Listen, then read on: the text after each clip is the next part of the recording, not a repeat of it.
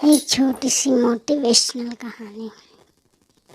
एक छोटे से खेत में एक जवान लड़का और उसके दादा मिट्टी खोद रहे थे।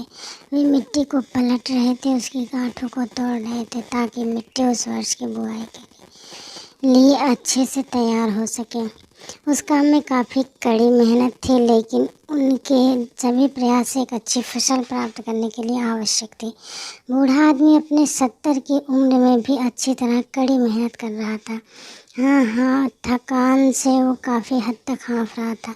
हर प्रकार के जोर से उसके माथे से पसीना टपकता था, लेकिन फिर भी वह शिकायत नहीं कर रहा था। उसका पोता, जो महज 17 साल का था, तंदुरुस्त और ताकतवर, वह मिट्टी को पलटने और गांठों को तोड़ने में लगती मेहनत और ताकत के लिए कोसता। फिर वहाँ खड़े होकर वह हाँफता और थोड़ी देर के लिए रुक जाता। थोड़ा आराम करने के बाद एक बार फिर से काम शुरू करने से पहले शिकायत करता। थोड़ी देर बाद ही वह पोता देखता है कि उसके दादाजी ने जितना काम ज़मीन को तैयार किया, वे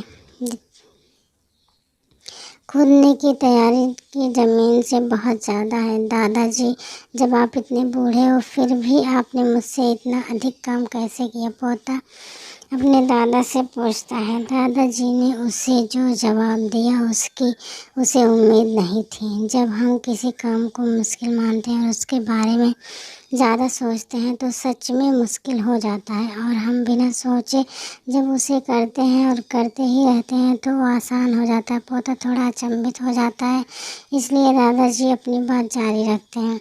जब हम अपना समय यह सोचने में बिताते हैं कि कोई काम कितना कठिन है और अभी कितना बाकी है, तब हमारा मन बहाने बनाने लगता है।